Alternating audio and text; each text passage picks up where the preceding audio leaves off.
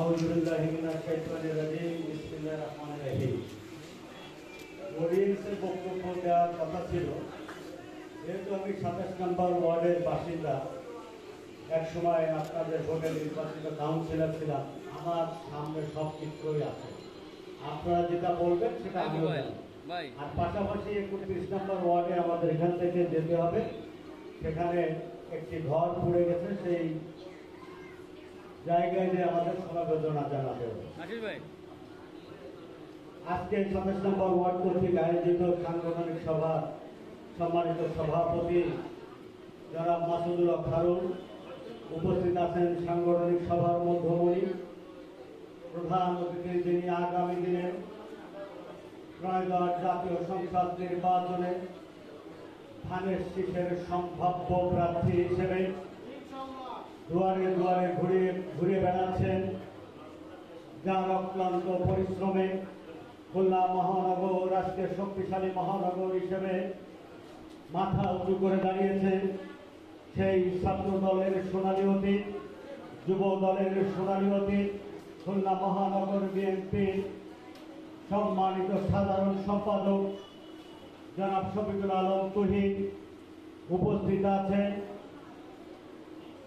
আমার সদর থানার সাংগঠনিক সম্পাদক মোহাম্মদ নাসির উদ্দিন উপস্থিত আছেন। মহিলা দলের প্রথম যুগ্ম আহ্বায়িকা অ্যাডভোকেট হালিমা আক্তার খানম সহ বিভিন্ন ওয়ার্ডের এই ওয়ার্ডের সকল পর্যায়ের নেতৃবৃন্দ।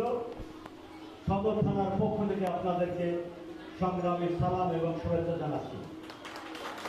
প্রিয় নেতৃবৃন্দ, সাংগঠনিক সভার মূল প্রতিপাদ্য এবং মূল কর্মযোগ্যই হল আমাদের ভুল এবং ভ্রান্তি তুলে ধরা।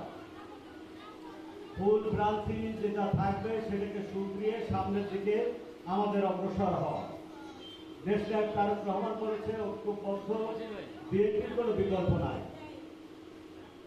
আমি আমার ছোট ভাই মেশকা, যাকে আমি হাত ধরে রাজনীতিতে এই পর্যায়ে নিয়ে এসেছি, আমি বলবো গর্ব করে, সেই মেশকাদানি কিছু কথা বলেছেন, গণতন্ত্রের এটা সৌন্দর্য, আমি তাকে অভিবাদন জানাই। পাশাপাশি তার কাছে প্রশ্ন করলে এখন দিতেও পারবেন না, কিন্তু ওনার বিবেকের কাছে প্রশ্ন রাখতে চাই। আপনি সাধারণ সম্পাদক হওয়ার পরে সর্বাত্মকভাবে, যেহেতু আমি এই ওয়ার্ডে বসবাস করি, এটা আমার ওয়ার্ড, আমার অগ্রাধিকারটা এবং আমার নেতৃত্ব আপনারা মেনে নিয়েই চলে, কিন্তু আপনাকে বারংবার রাজনীতির সাথে সম্পৃক্ত থাকার আহ্বান জানিয়ে একবার না, এখানে আজকে যিনি প্রধান অতিথি, যখন আপনার কর্মকাণ্ডে দল ক্ষতিগ্রস্ত হয় তখন আপনাকে সতর্কমূলক একটা ব্যবস্থা গ্রহণ করা হয়েছিল। তৎপরবর্তী সময় আপনি ভুল স্বীকার করে আমার কাছে ক্ষমা চেয়েছেন, আজকে প্রধান অতিথির কাছে ক্ষমা চেয়েছেন যে আগামী দিনে আমার এই ভুলটি হবে না। কারণ দলের আপনি সাধারণ সম্পাদক, এই দলের প্রাণ, 27 নম্বর ওয়ার্ডের প্রাণ আপনি, কারণ সাধারণ সম্পাদকরা দল পরিচালনা করে। আর আপনি যদি বলেন আমার কলম নিয়ে গেছে, আমার কলমটা দেন, আমি কেন জানতে পারি না এই ওয়ার্ডে প্রোগ্রাম হয়, আমি জানতে পারি না কেন, এই প্রশ্ন কি আপনার সাথে?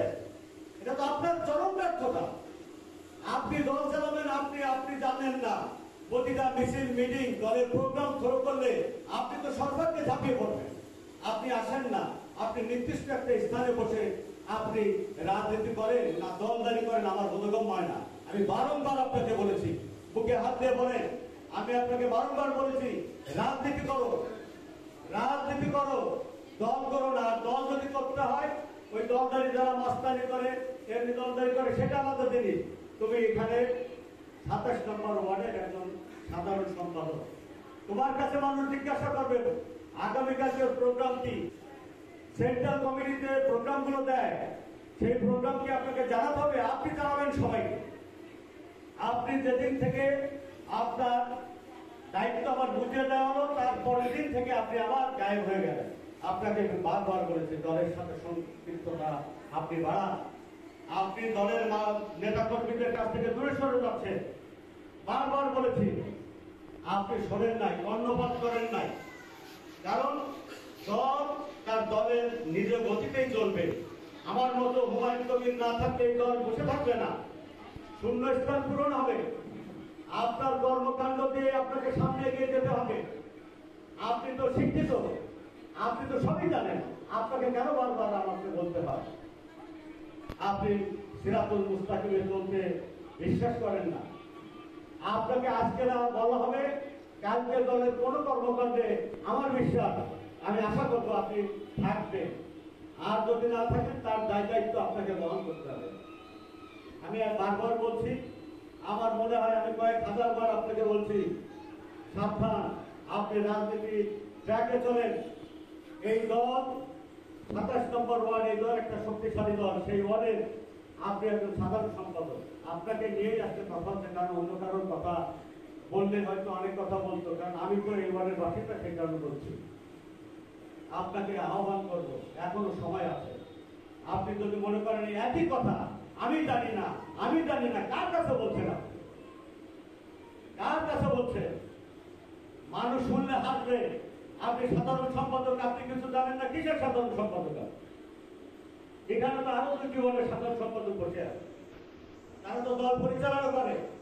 সভাপতির দায়িত্ব কি দল পরিচালনা করা? মাসুদুল্লাহ খারুন মহানগর বিএনপি তাকে দায়িত্ব দিয়েছে, অবশ্যই তার বর্ষতা স্বীকার করে আপনার কাজ করতে হবে।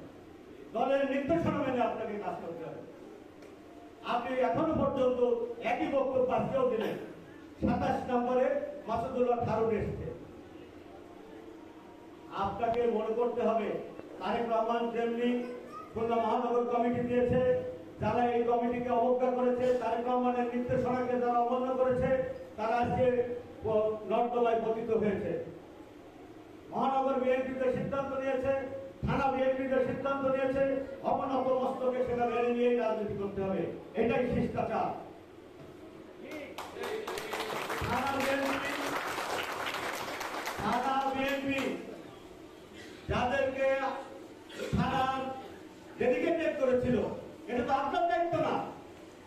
থানা বিএনপি কি আপনার কথা নিয়ে কথা বলে যে কমিটি করবে? মহানগর কমিটি তারা পাশ করেছে। আমরা সদর থানার সাংগঠনিক সম্পাদক নির্বাচনের সময় আমি দেখেছি আমার ওয়ার্ডের লোকরা বিক্রি হয়ে গেছে। প্রমাণিত সত্য, আমার লোকেরা বিক্রি হয়ে ভোট অন্য লোককে দিয়েছে। আমি নাম বলতে চাই না, নাম বললে অনেকে কষ্ট পাবেন। আপনারা জানেন আপনারা কি করেছেন। সেই রিস্ক কেন আমি মহানগর বিএনপিতে নেব? সেই রিস্ক কেন আমি মহানগর বিএনপিতে নেব? আর যারা এই সদর থানার ভিতরে আছে, কেউ তো আমেরিকান না, তাদের রাজনীতির অনেক ইতিহাস আছে। আপনি হয়তো এই সেদিন রাজনীতিতে এসেছেন, অনেকে চেনেন না, কিন্তু আপনার আগে অনেক আগে থেকে রাজনীতি করে। আর আমি অত বোকা না যে আমাকে নিয়ে কথা উঠবে যে আওয়ামী লীগের দোষর, অথবা আমার খুব কাছের লোককে দিয়ে কমিটি করেছে। এটা মাথায় রাখতে হবে। আমি কিন্তু, আপনিও জানেন, আপনি যদি আমার বিরোধিতা করেন, আপনিও জানেন আমি সিরাতুল মুস্তাকিমের লোক। আজকে পর্যন্ত আমাকে কেউ দাগ লাগাতে পারেনি। 87 সালে আমি এই ওয়ার্ডে নির্বাচন করেছি, সেই নির্বাচনেও কিন্তু আমাকে দাগ লাগাতে পারেনি। আপনিও সেটা স্বীকার করেন। আপনিও একটা স্ট্যাটাস দিয়েছিলেন আপনার ফেসবুকে আমাকে নিয়ে। ধন্যবাদ আপনাকে, সত্য কথাই আপনি বলেছেন। আমি তো আপনাকে বাদ দিয়ে তো রাজনীতি করতে চাই না, আমার কম্পিটিটর আপনি না। আপনি রাজনীতিতে ফিরে আসেন, দলকে সমাজের নিয়মতান্ত্রিক প্রক্রিয়ায় আপনি দল করেন। স্বাগত, আপনাকে আবারও স্বাগত। আপনারা যারা এখানে বসে আছেন, বক্তব্য দীর্ঘায়িত করবো না, তৈরি ব্যস্ত। এখানে আমার পরে সভাপতি তার সমাপনী বক্তব্য রাখবেন।